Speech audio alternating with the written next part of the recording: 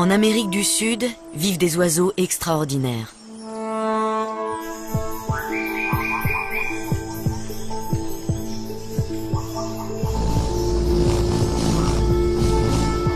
Ils font partie des animaux les plus étonnants de notre planète.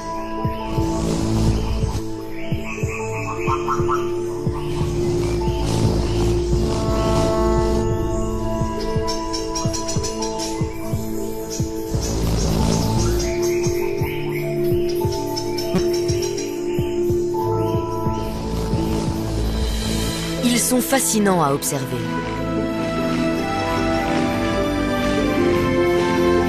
Ces oiseaux, ce sont les colibris.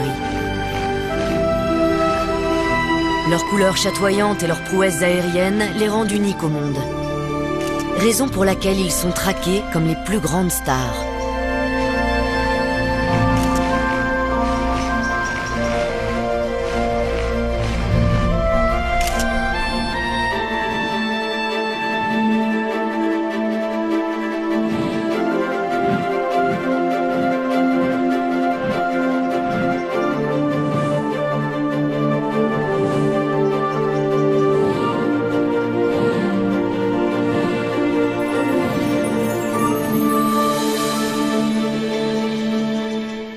Mais que savons-nous d'eux?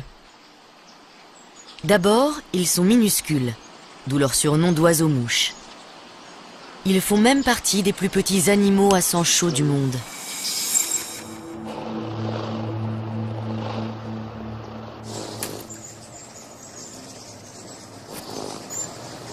Ensuite, ils vivent à 100 à l'heure, à tel point qu'il est difficile de distinguer nettement leurs contours.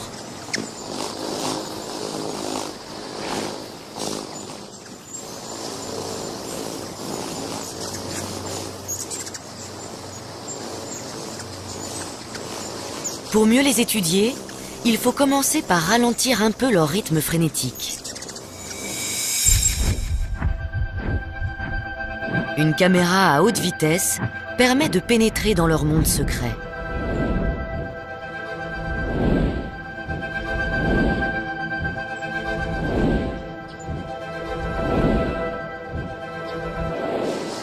Le comportement des colibris reste en grande partie mystérieux.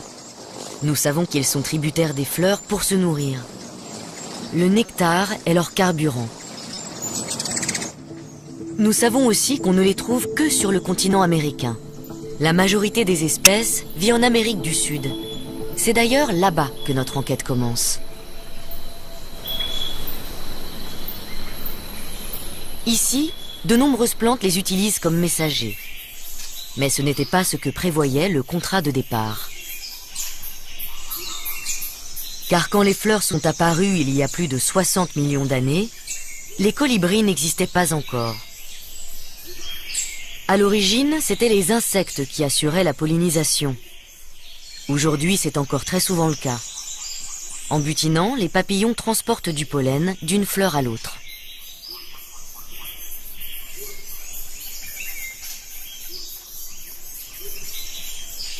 Les plantes sont fécondées et les insectes sont nourris. Chacun y trouve son compte.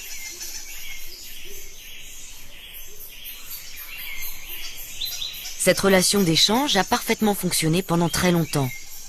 Puis soudain, certaines plantes n'ont plus eu recours à leurs coursiers habituels.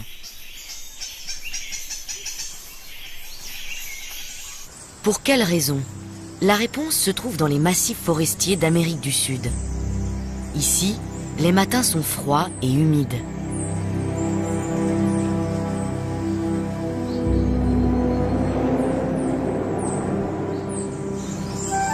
Dans de telles conditions, les papillons ont du mal à voler. Les insectes sont des animaux à sang froid.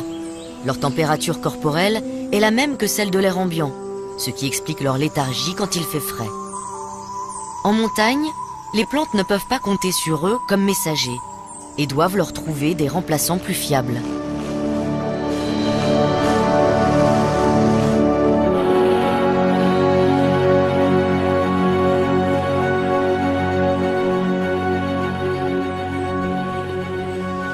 Nous ne saurons jamais avec certitude où le changement s'est produit, mais c'est quelque part, peut-être ici, sur les hauts plateaux brésiliens, que les plantes ont changé de fournisseur.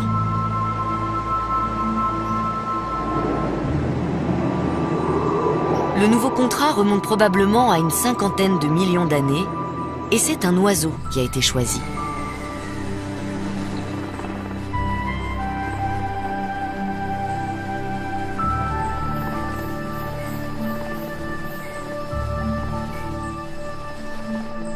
Pour cet ancêtre des colibris actuels, qui devait ressembler à ce colibri tacheté, cet accord signifiait aussi plus de chances de survie. À l'origine, il mangeait sans doute des insectes et des araignées et avait un bec relativement épais.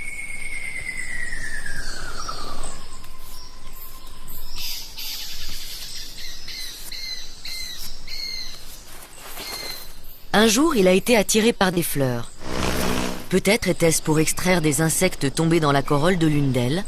Toujours est-il que, l'habitude venant, il s'est mis à transporter du pollen d'une fleur à l'autre et à se nourrir de nectar.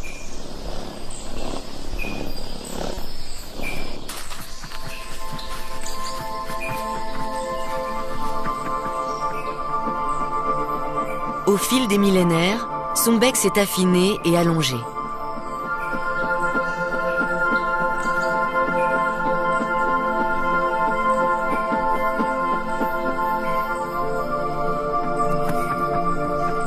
Pour atteindre les fleurs, il devait aussi être capable de véritables prouesses aériennes.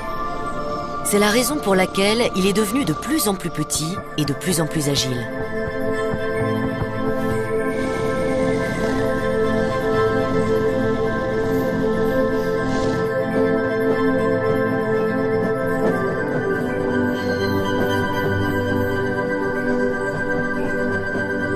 Sa langue s'est allongée, de façon à pouvoir plonger au cœur des fleurs.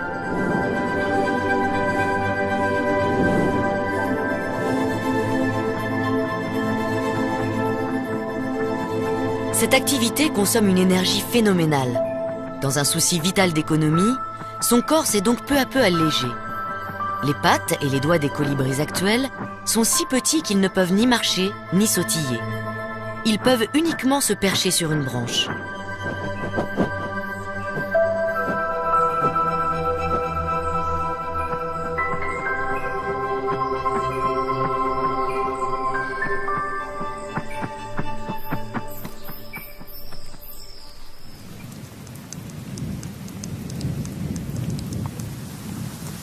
Les premiers colibris proposaient un service digne de confiance aux plantes dont ils dépendaient. Ils étaient capables de voler par tous les temps en transportant du pollen.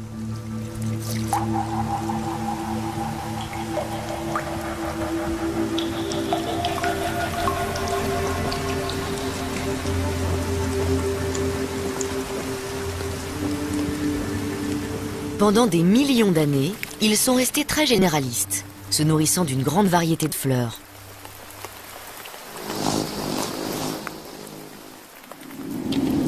De nombreuses espèces de plantes se sont alors associées avec ces nouveaux pollinisateurs. Aujourd'hui, elles sont plus de 8000 à dépendre des oiseaux-mouches.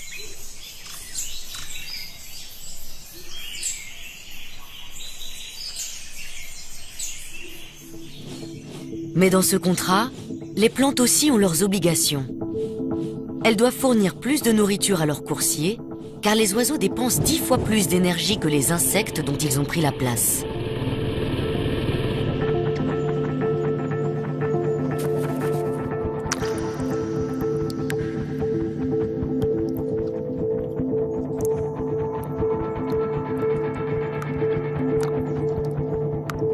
Chaque jour, un colibri récolte plus que son propre poids en nectar.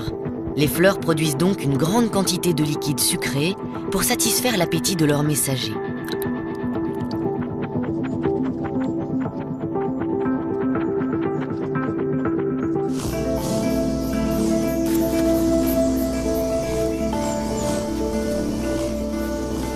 Pendant longtemps, les spécialistes ont cru que les plantes dont se nourrissent les colibris arboraient des fleurs oranges ou rouges pour les attirer. La réalité est bien plus étonnante. Les abeilles ne distinguent pas le rouge du vert. Les plantes cachent ainsi leur précieux nectar à ces insectes daltoniens.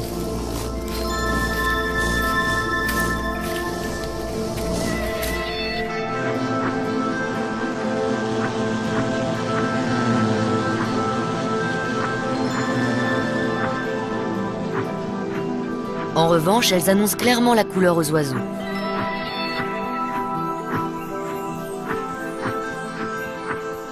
Ces derniers aussi ont dû faire des efforts. Afin de se protéger encore plus des insectes, les plantes présentent des fleurs longues et minces, situées à l'extrémité de leur tige.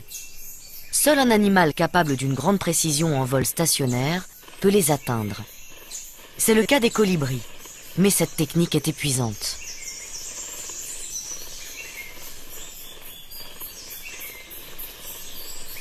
D'un côté, ils ont l'exclusivité d'une nourriture riche en énergie, mais de l'autre, ils en dépensent énormément pour s'alimenter. C'est un équilibre délicat que les oiseaux-mouches doivent gérer. Une de leurs caractéristiques est leur aptitude à garder leur position dans l'espace. Aucune autre espèce n'en est capable. Le sucrier à ventre jaune s'y essaie malgré tout.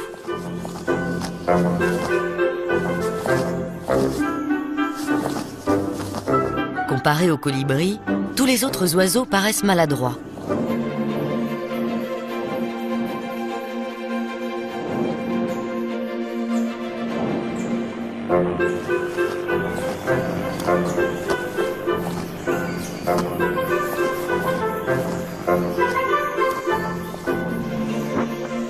Cela tient à la façon dont volent les oiseaux-mouches. Pratiquement tous les oiseaux génèrent de la portance en rabattant leurs ailes vers le bas.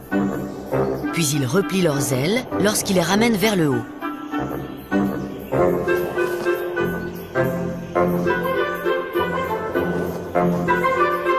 Les colibris, eux, gardent leurs ailes tout le temps déployées. Et c'est l'articulation de leur épaule qui pivote. Ils génèrent ainsi de la portance lors des deux mouvements, vers le bas et vers le haut.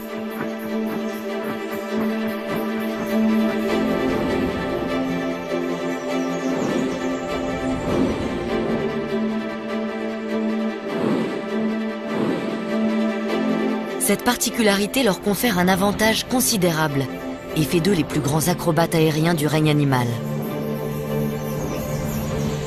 Rien ne pouvait rivaliser avec un colibri, jusqu'à ce qu'une société de robotique californienne en construise un.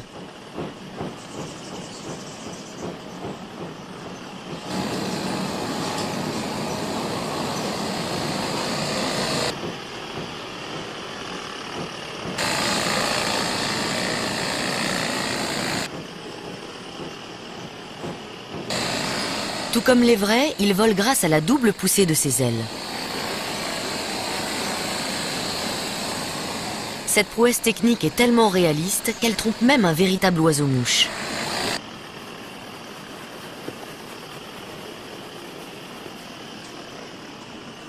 Propriétaire de ce jardin de la banlieue de Los Angeles, ce colibri d'haleine n'a aucune envie de le partager.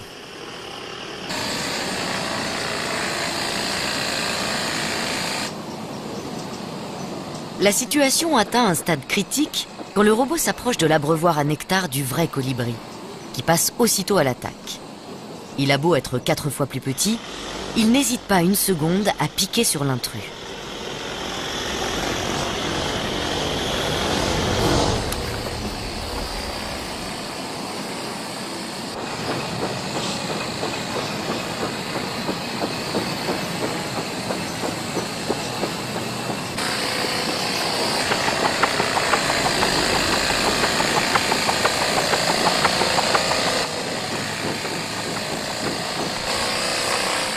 Mu par des piles, le robot a une autonomie de seulement quelques minutes. Les colibris, eux, sont capables de rester en vol pendant des heures.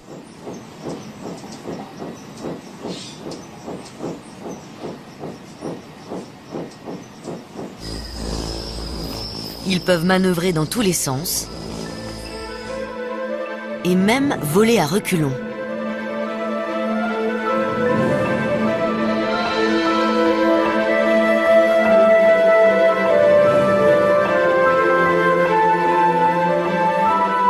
Ils peuvent aussi tourner sur eux-mêmes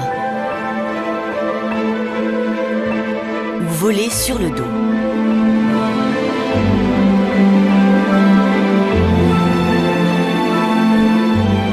C'est pour atteindre les fleurs les plus difficiles d'accès qu'ils ont développé ces talents de voltigeurs.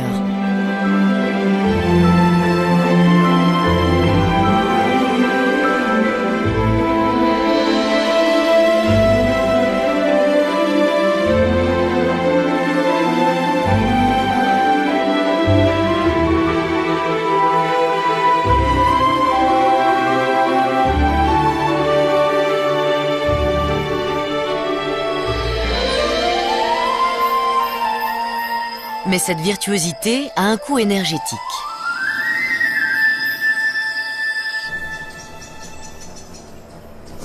En vol, les colibris ont la consommation en oxygène la plus élevée de tous les vertébrés.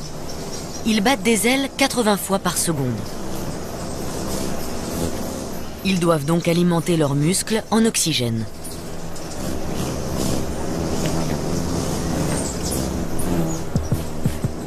Lorsqu'ils sont perchés, leur rythme cardiaque est d'environ 400 pulsations par minute.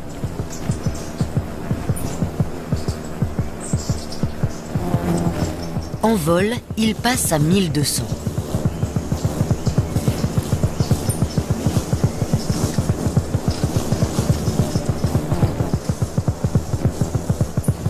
Mais ce n'est pas suffisant quand ils font du surplace. Leur cœur se dilate alors de manière à envoyer encore plus de sang à chaque battement. La circulation sanguine du cœur vers les poumons et les muscles, puis le retour vers le cœur, s'effectue en moins d'une seconde.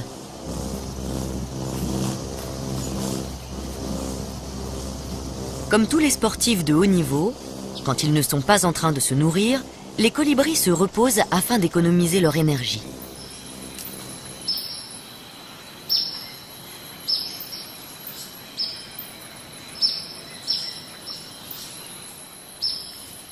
En fait, ils passent 80% de leur temps perchés, ce qui leur permet d'étirer leurs muscles et de lisser leurs plumes.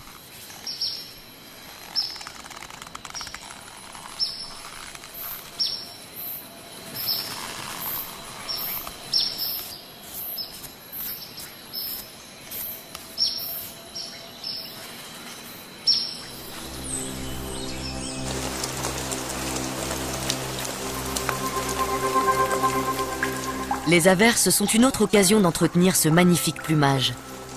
À la différence des insectes, les oiseaux-mouches adorent la pluie et ne perdent jamais une occasion de prendre une bonne douche.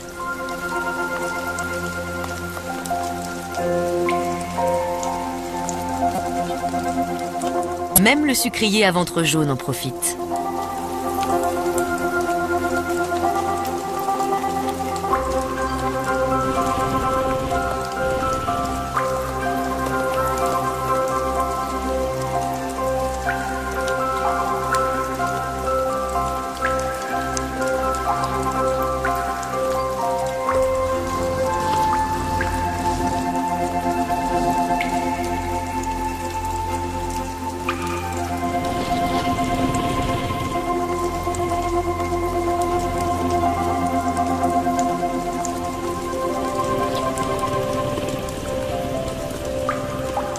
Mais la récréation est de courte durée.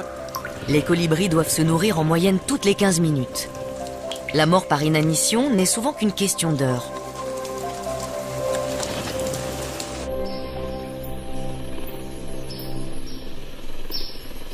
Dans ces conditions, pas question de perdre du temps à visiter des fleurs qui ne contiennent pas de nectar. Est-il possible qu'ils se souviennent de toutes celles où ils sont déjà passés ? C'est envisageable quand il n'y en a qu'une ou deux par tige. Mais comment font-ils avec un arbuste comme celui-ci ? Pourtant, même surlippés, les colibris savent exactement quelles fleurs ils ont déjà butinées. Un exploit pour un cerveau aussi minuscule. Les plantes ont joué un rôle essentiel dans l'évolution de la taille, du mécanisme de vol et du métabolisme extrêmement rapide des colibris. Mais les oiseaux ne peuvent pas vivre uniquement de nectar. Ils ont aussi besoin de protéines qu'ils attrapent en plein vol avec une précision remarquable.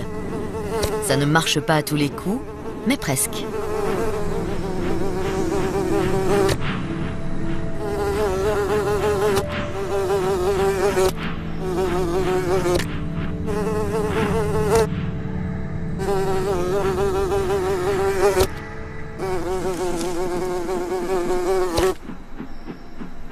Cette source de protéines leur permet de renforcer leurs muscles et de muer.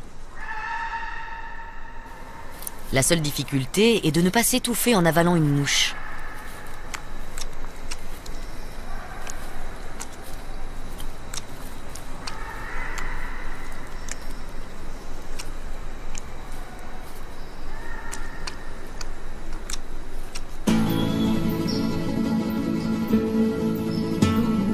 S'ils ont des caractéristiques uniques, les colibris partagent avec les autres familles d'oiseaux la nécessité de se reproduire.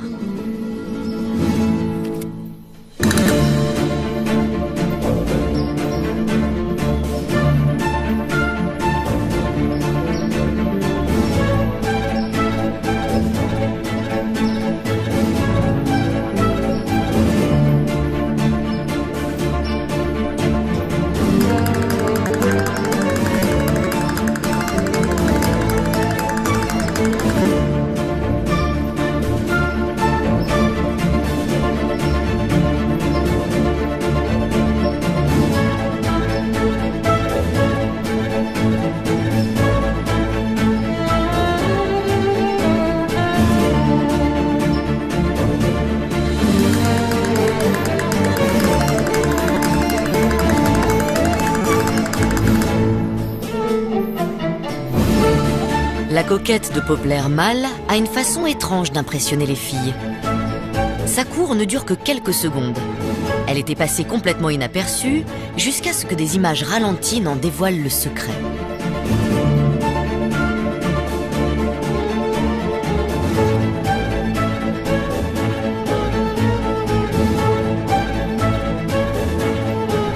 Cette débauche d'énergie est peut-être justement un moyen pour le mâle de faire étalage de sa résistance.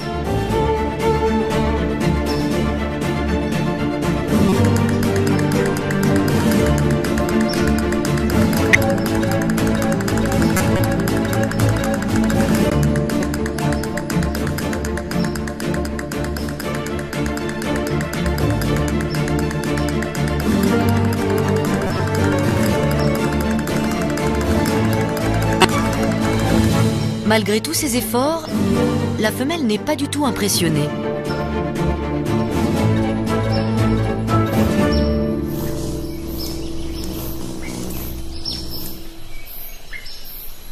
C'est la femelle seule qui bâtit le nid et couve. Mais chez les colibris, les choses ne sont jamais simples. La femelle doit rester pendant de longues périodes dans son nid pour réchauffer les œufs. Pour cela, elle est obligée d'abaisser sa température corporelle. C'est la seule solution pour réduire le temps passé à se nourrir.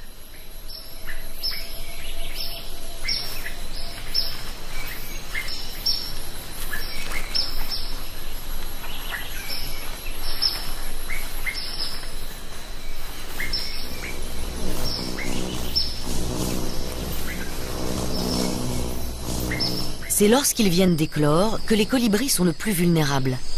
Ils doivent éviter d'attirer l'attention.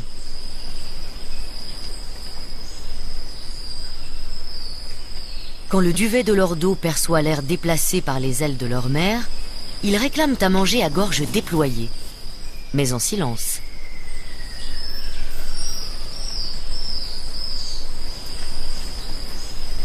Les oisillons se gorgent d'un mélange très nourrissant de nectar, de pollen et d'insectes.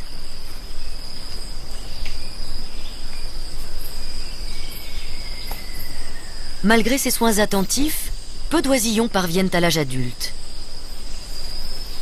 Les adultes eux-mêmes sont confrontés à un problème de taille.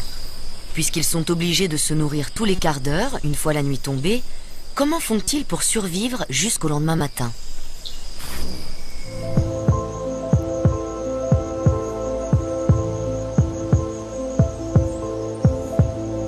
Leur température corporelle chute et leur rythme cardiaque passe à 40 pulsations par minute. Ainsi, ils ne consomment plus qu'un centième de l'énergie qu'ils brûlent en vol. Mais ce n'est pas sans danger. Quand ils sont plongés dans cette torpeur, ils ne peuvent plus bouger ni échapper à un prédateur nocturne.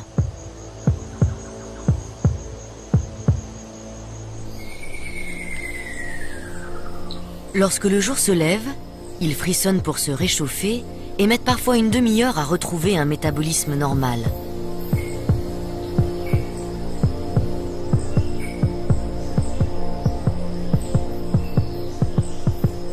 Aussi extrême que cela puisse paraître, c'est à ce prix que les colibris ont une chance de survivre à la nuit.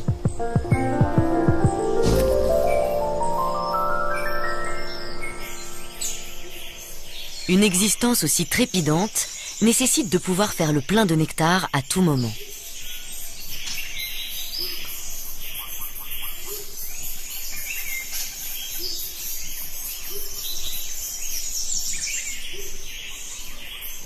Pour cela, la plupart des espèces gardent jalousement un territoire suffisamment riche en fleurs.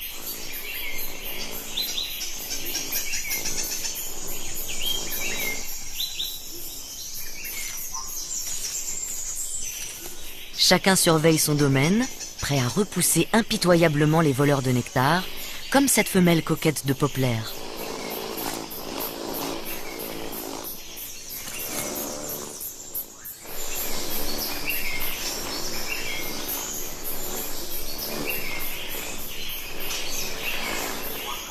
Le plus souvent, l'intrus bat en retraite sans insister.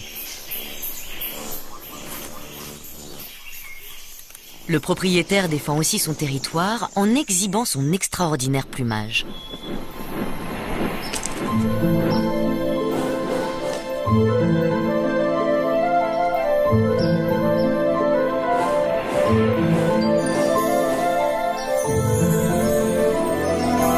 Les plumes des colibris sont iridescentes.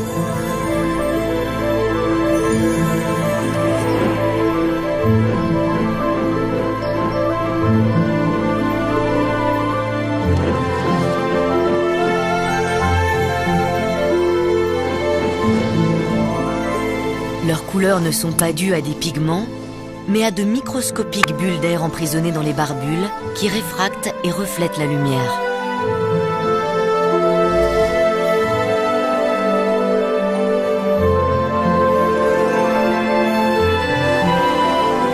Les plumes paraissent éblouissantes ou très ternes selon l'angle de vue.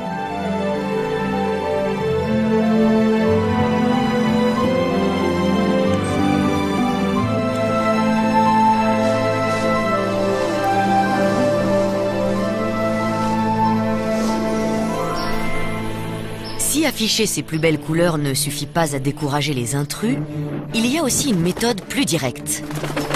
Malgré leur petite taille et leur allure fragile, les colibris sont extrêmement belliqueux.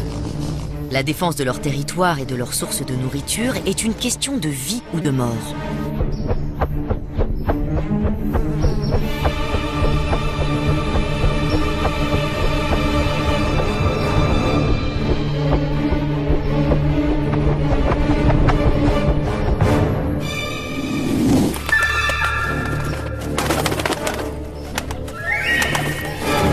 Les combats aériens sont spectaculaires.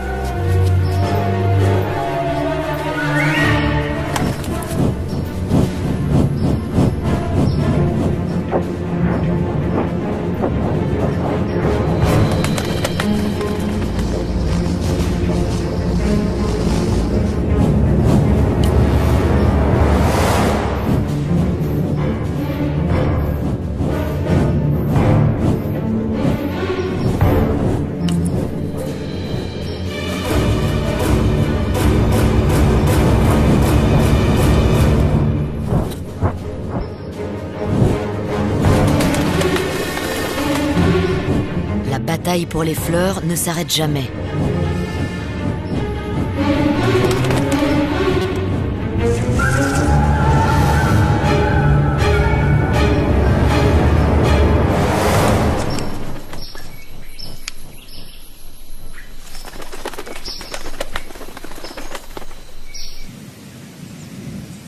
Dans le nord du Brésil, certains territoires ne sont ouverts que quelques heures par jour.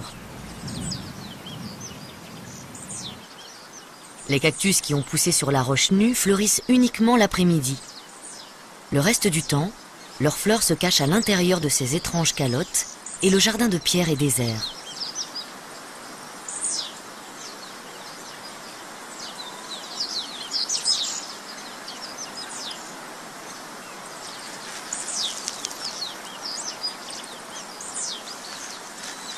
Mais dès qu'elles éclosent, les colibris apparaissent comme par magie. Ils savent à quel moment de la journée le nectar est disponible.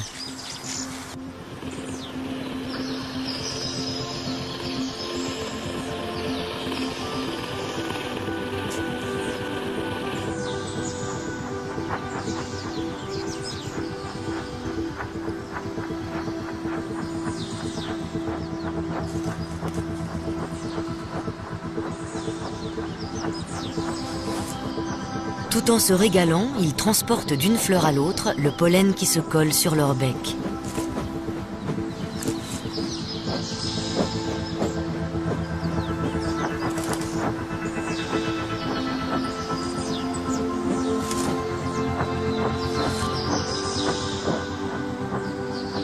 Les colibris se sont partagés le secteur. Chacun défend son espace aérien et en chasse les indésirables.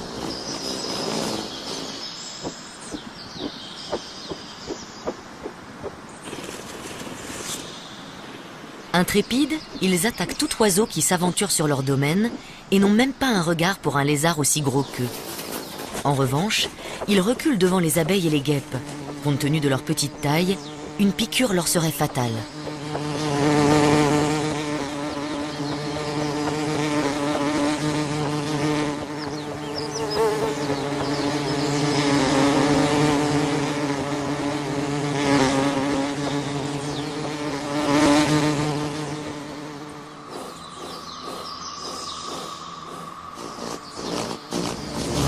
Ils se gorgent ainsi de nectar jusqu'au soir.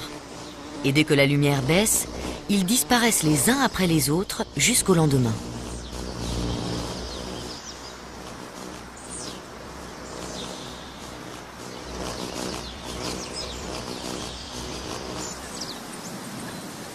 Grâce à leur remarquable faculté d'adaptation, les colibris se sont implantés dans des habitats très différents. Mais tous ces biotopes ont un point commun: des fleurs en quête d'un pollinisateur efficace. Il y a 20 millions d'années, la tectonique des plaques a provoqué le soulèvement majeur de la chaîne andine.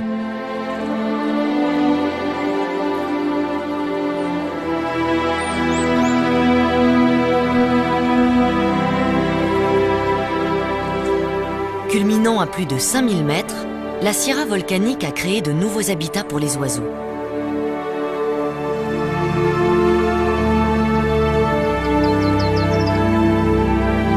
Mais qui dit nouvel environnement, dit nouveaux défis. En haute montagne, l'oxygène est plus rare et l'air moins dense.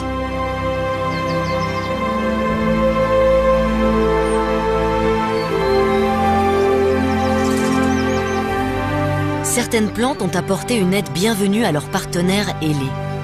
Le colibri étincelant peut s'accrocher au robuste fuchsia pendant qu'il se nourrit, économisant ainsi une énergie précieuse.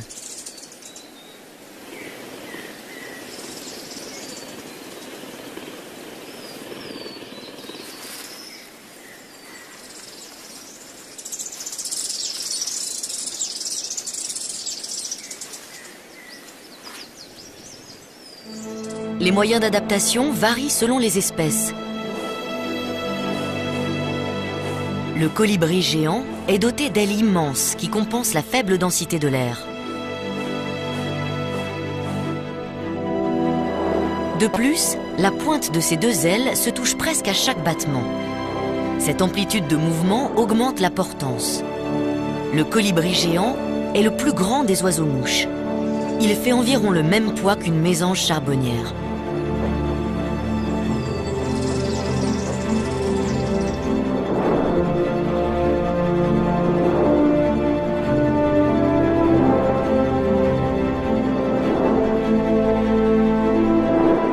Dans les Andes, la diversité des habitats a engendré une explosion des espèces de colibris.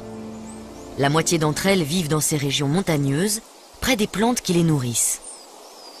Certaines plantes ont noué des liens encore plus étroits avec les oiseaux pollinisateurs. Les fleurs des brugmansia, appelées aussi trompettes des anges, font une vingtaine de centimètres de long.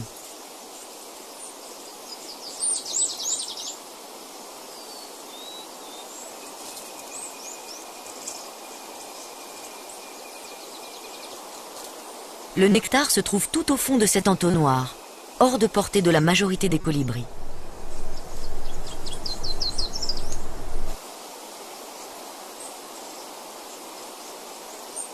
Ce colibri de Matthews n'a aucune chance d'y accéder.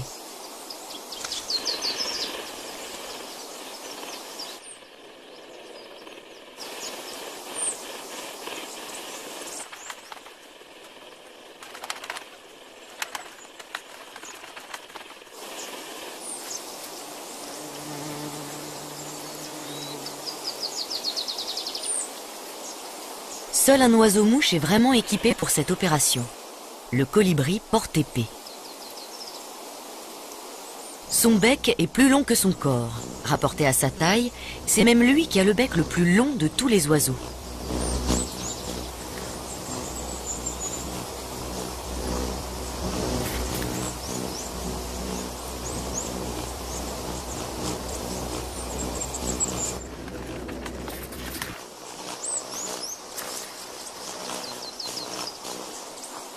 Un grand bec présente aussi d'autres avantages.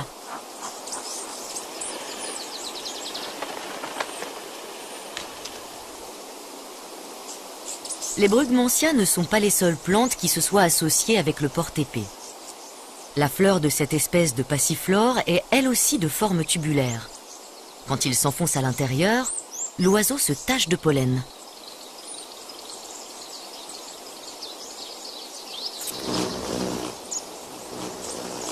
En passant d'une fleur à l'autre, il dissémine les grains microscopiques.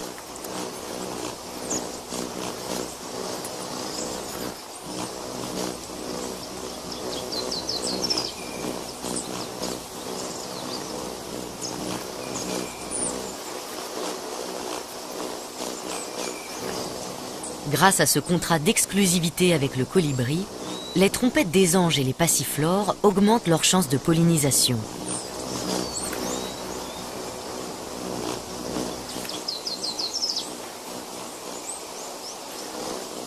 De son côté, le porte-épée dispose de réserves quasi inépuisables de nectar.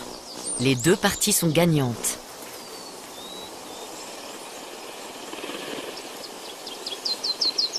Une relation encore plus étroite existe entre les plantes du genre Heliconia et une espèce particulière de colibri.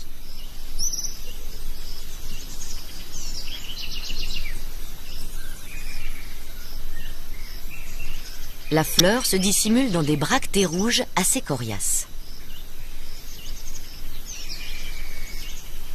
D'une belle couleur jaune, elle est très incurvée.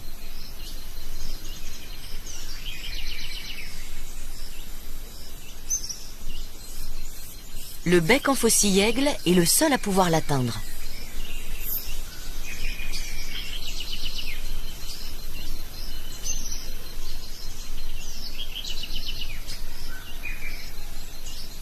La forme de son bec correspond parfaitement à la courbe de la fleur.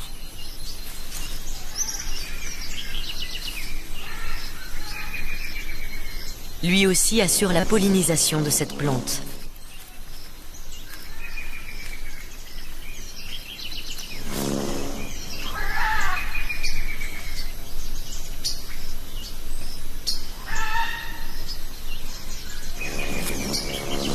Puisque le nectar des Heliconia lui est réservé, le bec en faucille-aigle n'a pas besoin de défendre son territoire.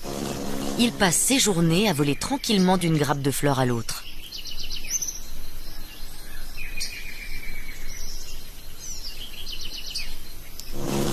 C'est aussi pour cette raison qu'il a un plumage plutôt terne, comparé aux couleurs éclatantes des fleurs dont il se nourrit.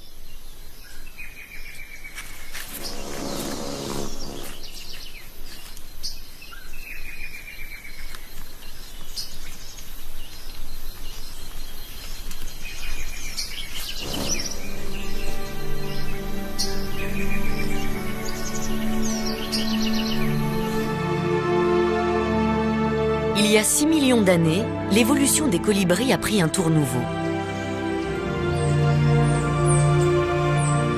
Certaines espèces sont devenues encore plus petites.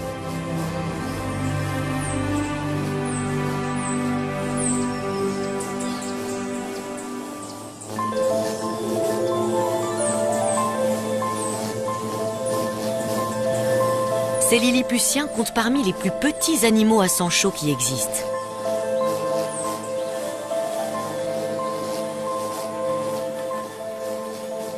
Certains pèsent environ 2 grammes.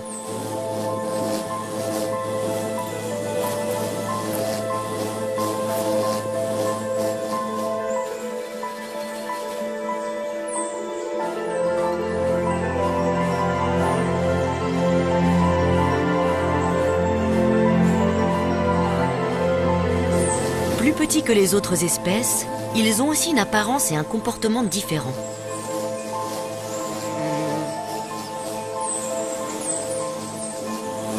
Leur manière de voler s'apparente davantage à celle d'un insecte.